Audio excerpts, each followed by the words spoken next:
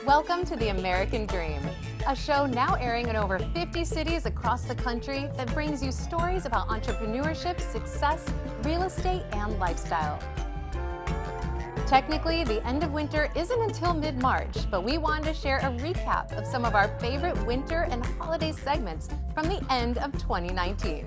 In this week's episode, we're heading to Boise, Weston, San Diego, and the East Bay area in search of some holiday cheer and winter fun. We do it in the spirit of going against the grain of the negative media, giving inspiring information, and having people walk away from our show with something of value. You're seeing a disruption in both the real estate and the mortgage space. A lot of people are just not willing to put in the work. What video does is that it demands an emotional response. You know what I love about the show? It's totally unscripted. This week's show is a send-off to winter and the holidays. But stay tuned, because first we hear from a real estate professional in your city. Let's listen to what they have to share this week.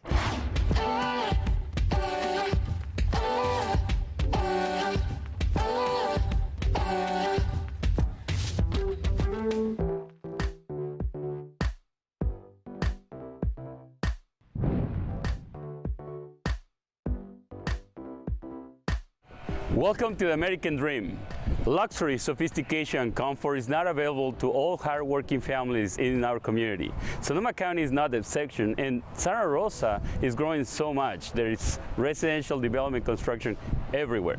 Today we are in Northwest Santa Rosa. We're going to show you a brand new community called Fox Hollow, and they're going to talk about all the different models and all the different floor plans that you can get right here in Santa Rosa. Beautiful homes, brand new, with all the amenities that you're looking for.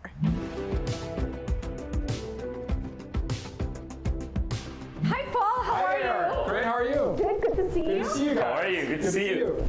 Thank you for making time available. Why don't you show us around, tell us about the community and what you have available for our clients. Absolutely, will do. We have 6 floor plans, and they range from 1,700 to 2,500 square feet. Everything that you need. We have our youth park adjacent. We also have the nature preserve. We have Peterson Creek on the west side, and really they have access, our residents do, to miles of hiking, biking, dog walking. All right, so let's see some of those floor plans and let's check out all the features that you can offer. Excellent, All right, let's do it. Let's go. We're going to show you right now the floor plan called Traditional. Is that correct? Or Yep, that's a right? traditional elevation, Plan 5. It's our largest floor plan, just shy of 2,500 square feet, and they have a beautiful open floor plan. Kitchen, living room, dining room, all in one. You have the large kitchen, so you can have plenty of room for casual entertaining, but then you also have the formal dining area if you want to have more of a sit-down formal dinner experience. City Ventures is a Southern California company, so we like to include a lot of windows, a lot of natural light, indoor-outdoor living, as so many people like to have these days, so. Yeah, no, I understand. And then the back, look at who is there. Oh, Alex, okay, well, let's check out the backyard. Right. Yes, oh, this is great. You know, the barbecue, the fridge here, all the ambiance for entertainment. I'm really good at entertaining, and this is a great ambiance for my guests when we invite people over.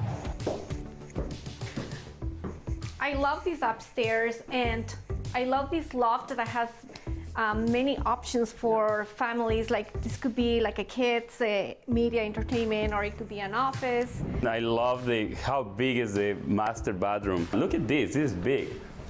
Yeah, it's a huge master closet.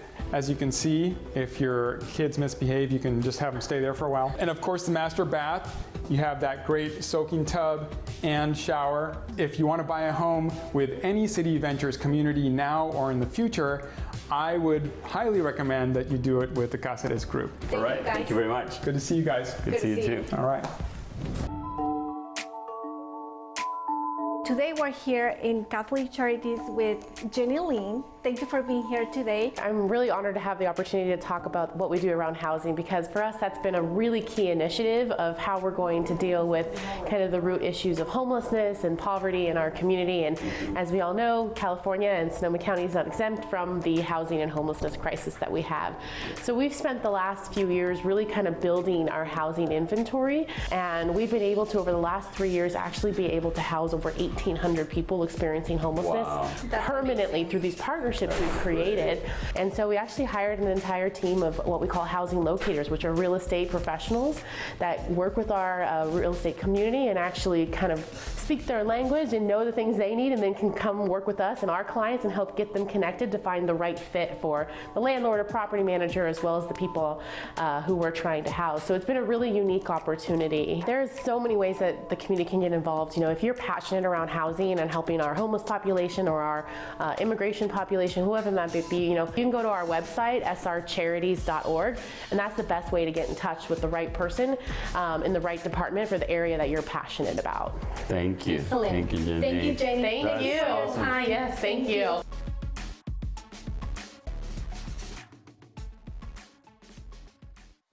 We're checking out how people enjoy the winter chill this week. But first, we hear from one more professional from your neighborhood. Let's check it out.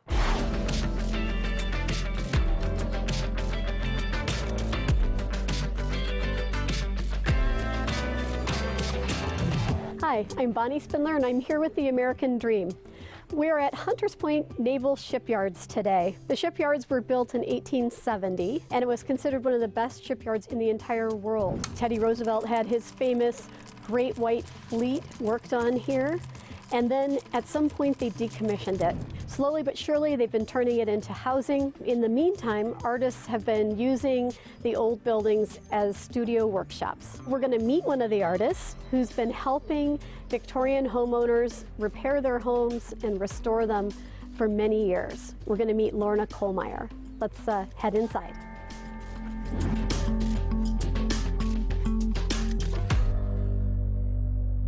Lorna! Bonnie! Hey, how are you? Hi.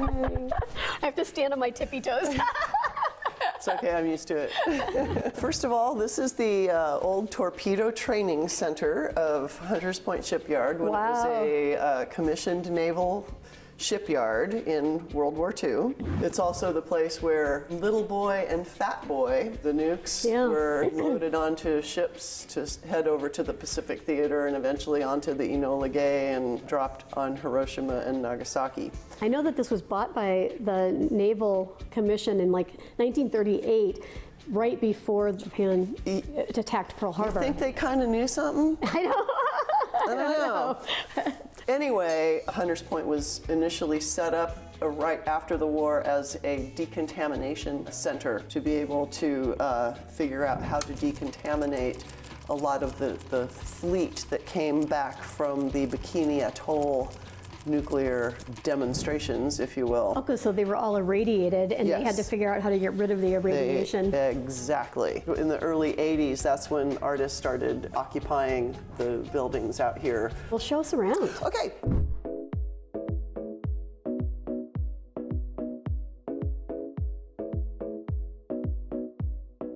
This is so elaborate. How did you get into this? I arrived in San Francisco and met a couple who had restored Victorians for many years, and they had a small collection of molds and of ceiling medallions and brackets that they use for their own projects. They wanted the stuff out of their basement and said, you know anybody that wants to buy a plaster business? I was right there. I said, that's awesome. Heck, I can do that. So there I was. So if you'd like to go into the other room, I can show you how the process works. Yes, let's do it. Okay, let's go.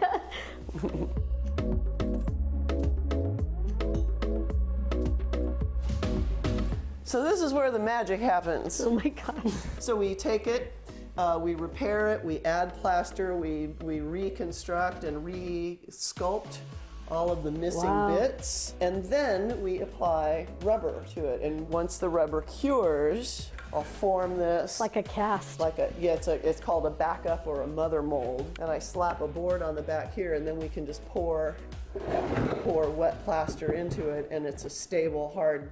Boy, that's really engineering. So, shall I show you how to pour one? Yeah, oh, absolutely. I would love to. Let's do it.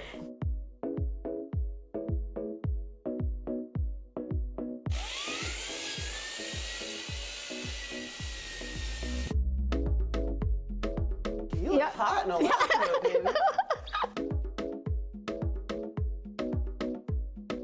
We're just gonna pour in the wet plaster, all mixed up. assist it on its way. Here you can help push it through, but one last little bounce. People want earthen materials in their homes. It's like it's just It feels better. Plaster feels better than drywall. And feels better. It certainly does. Plaster is greener than plastic. Yes, very much so. It's cleaner. It doesn't off-gas. Yep. You know, it's just a better product. Yep. So it's all nice and hard now. So we'll pull it out of its plaster case. Oh my gosh. Et voila. Wow. That really does come out well. It's very clean. That's incredible. Yeah, and that's this really clean. Yep. Well, thank you. Good job. I am proud of you, Bonnie. Well, it's amazing, and thank you so much for sharing your time and your expertise and your creative genius. I mean, it's amazing what you've done all on your own. Well, keep up with your doing. Okay, honey. Thank you so much. Thank you so much for joining us for this amazing hands-on demonstration of plasterwork in San Francisco. And see you next month with The American Dream.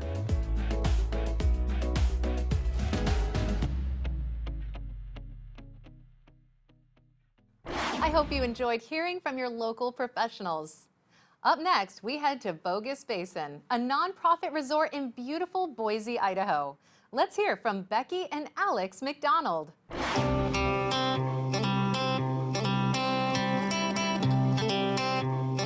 Hi, we're here at Bogus Basin. It's a ski area that Becky and I actually learned to ski as kids, and so we grew up coming here. We had season passes, so it's just an enjoyable time to be able to have with our family. And so we want to tell you a little bit more about Bogus Basin and all it has to offer.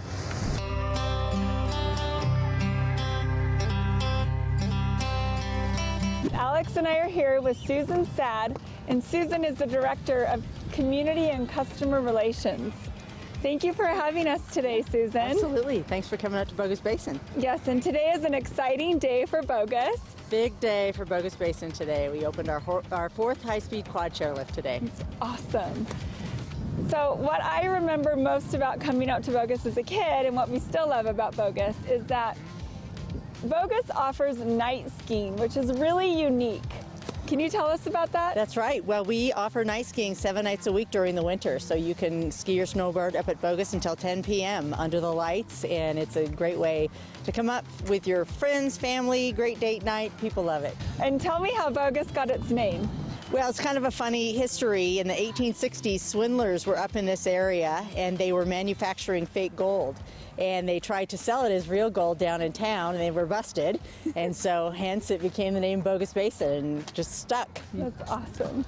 And now it is a nonprofit. So tell me a little bit about the changes the last few years in having that happen and what goes on at the resort. Yes, well, Bogus is the largest nonprofit recreation area in the country, and that means we get to reinvest any earnings back into the area. Over the last 4 years, we have been implementing a year-round master plan, adding new things, and as we do well, we've continued to make improvements on the mountain, like the new chairlift that opened today. It's wonderful.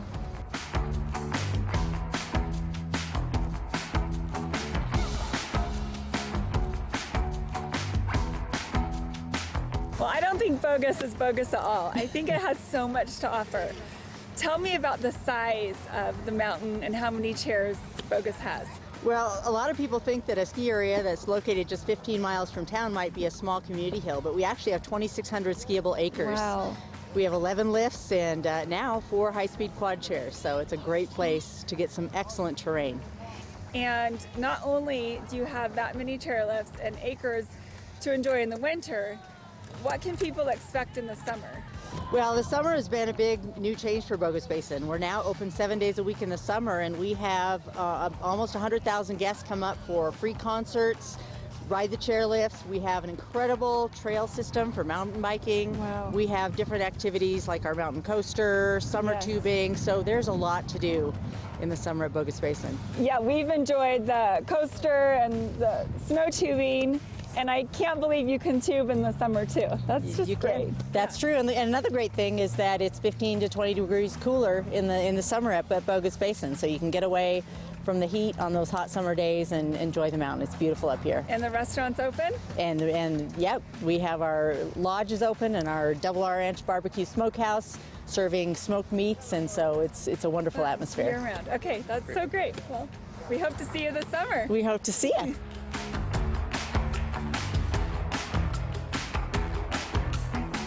Thanks for joining us on this episode of The American Dream, where we got to spend a day at Bogus Basin and see how all it has to offer. So there's no greater way to end a day like this by just enjoying some hot cocoa and some apple cider by a warm fire. We'll see you next time.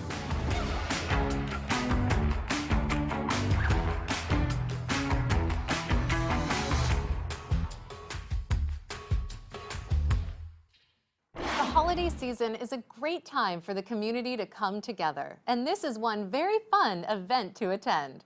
Why buy a Christmas wreath when you can make your own? Let's meet up with Mikhail Pfeifman.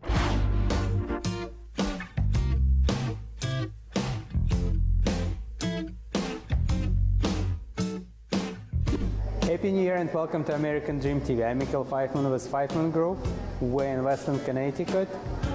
It's a small town with less than 20,000 residents, also known as the best kept secret in Fairfield County. We will be covering today some holiday season festivities. First, we are joining Western Garden Club, and then we'll be going to Lashat Farm Market.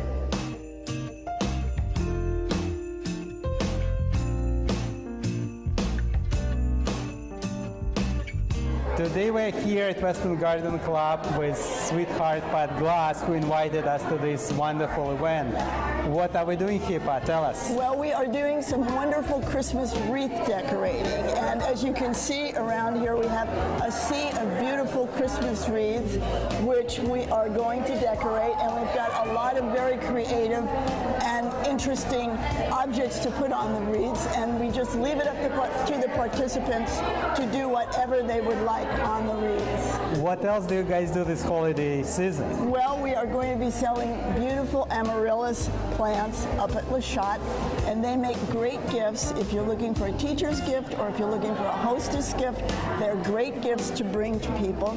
We're also decorating the library in Weston, and we put beautiful wreaths and we put beautiful garland up there so people coming into the library can see how festive we can be. And we also decorate the Historical Society for breakfast with Santa, and kids can come and have their pictures taken with Santa, and it's a very nice neighborhood event. It's so cool, so many events. We'll definitely make time to follow you. Okie doke. Thank you guys for inviting us over. You are more than welcome.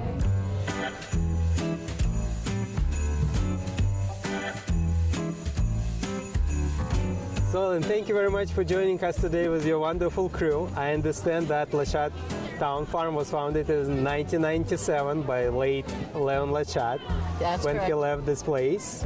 What can you tell us more about the story? Well, so the farm dates back from 1770, and so it's one of the oldest farms in the whole area. And the farmhouse was, needed a little bit of help, and the town had taken it on. The dairy farmer that lived here, Leon Lashat, had deeded the town in the 90s, but the town didn't really know what to do with it. And so the house had kind of come to disrepair, and the town was actually going to demolish it. Oh my God. And so a group of us, grassroots group, got together, and the town said, okay, well, you fix up the farmhouse, what are you going to do with it? I said, well, we're going to turn the farm into a farm. Like, what a strange idea. Got just donors to give us money to restore the farmhouse, and it's beautiful inside there now. And now it's really become a community center. And with the help of Ellen and Elizabeth, It's great. So several years ago, I started to bring my kids to the farm for programs. That's when the educational classes started here, and I just fell in love with the space. I came from Vermont, and so it was felt very natural for me to be here. And that was as things were growing, and then I had the vision for a market, a farmer's market, and so I approached Ellen and asked her if that was in her plan, and she said it was, only if I would take it on, essentially. So I did. Good move. And I joined the commission here about 4 years ago, and I've been very happy since. The vision for that was to create a community space for everybody in town here where they could gather and also support vendors, local artisans and farmers, and support them as we could. Yeah. I think really one of the reasons we even started the whole project is community, to build a community in our town. It's great. I mean, I'm really happy. Thank you very much for having us here today, and thanks for joining us. You're so welcome. We're all the best. For coming. Thank you. Thanks very much.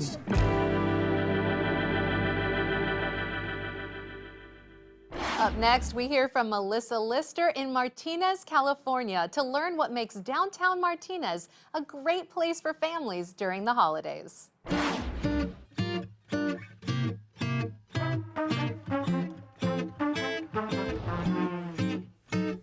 Hey, it's Melissa Lister with Century 21 MM, and today you're joining us on my family's annual Christmas tradition in historic downtown Martinez.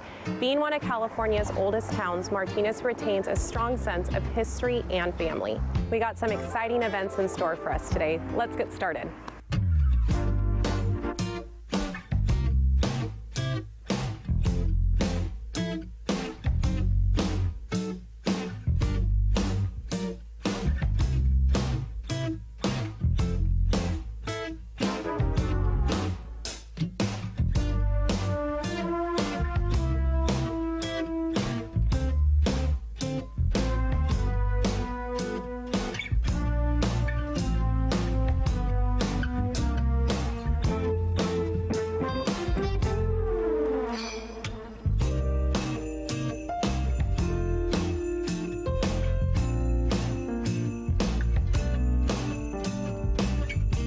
We're here with a very important person in Martinez today. This is Mayor Rob Schroeder. Thank you so much for being with us today. You're welcome. I'm really pleased to be here. Tell us a little bit about Martinez. Martinez is an old town. It was founded in 1849 and it became a city in 1876. It's the county seat of Contra Costa County.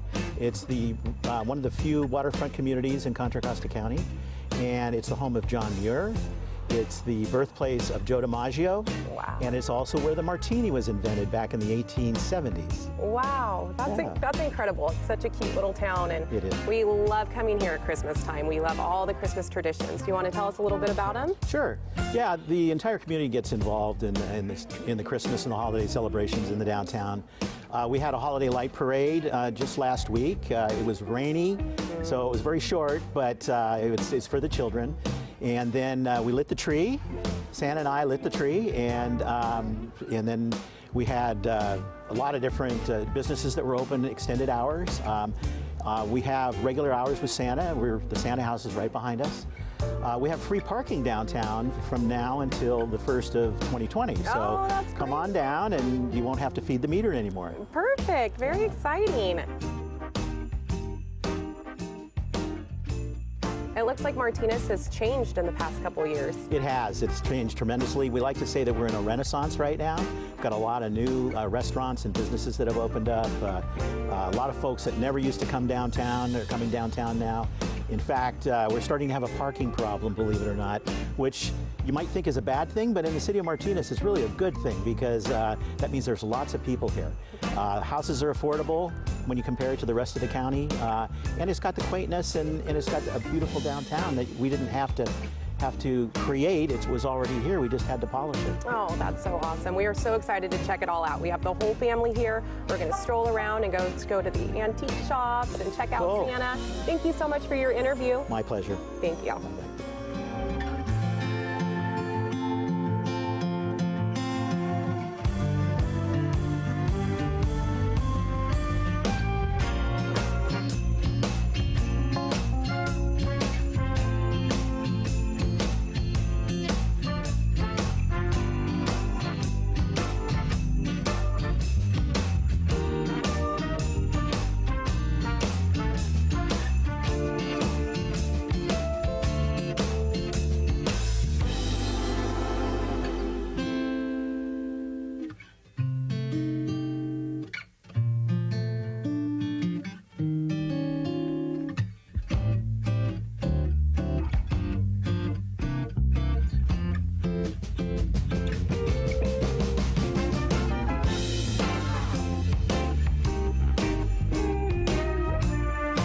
Next time you're in the East Bay, be sure to stop by Martinez, California. Until next time, happy holidays. From our family to yours. Last but certainly not least, we head to our very own backyard, San Diego, to check out some holiday festivities on Coronado Beach. Coming up, John and Melissa Steele.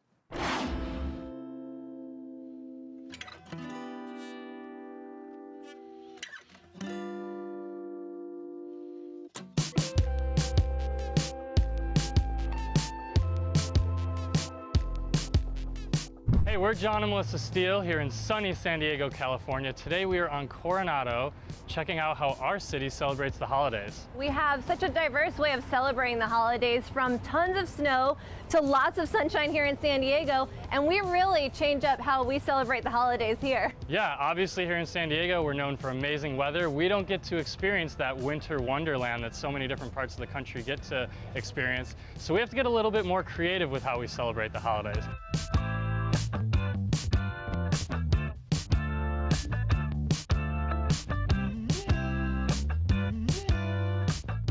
Like so many other San Diegans, we moved from out of the area, in particular from Buffalo, New York, which was a very snowy and white holiday season. So here in San Diego, it's so much different, and it was honestly a bit of a shock when we first got here. Yeah, it was definitely a bit of an adjustment. It was very odd for us when we first got here. We were seeing inflatable snowmen on people's roofs and yards, the lights palm on trees the palm trees. Yeah, it was just very, very different than what we experienced in Buffalo. Really exciting, actually. It was a good change of pace. We even saw a Sandman on the beach and an ice rink on the beach. I mean, or imagine. So here in San Diego, I would say that we do a really fantastic job of doing it up in the sunshine. We do a San Diego Bay of Lights parade. I mean, so many people celebrate here at the Hotel Del around the holiday season. Yeah, and many of the different neighborhoods in San Diego have their own kind of personalized tree lighting ceremonies. Some of the different neighborhoods go all out. Absolutely. So here, like so many other spaces in the United States, we really learn how to love our holiday season and appreciate it for everything that we have here, including the sunshine.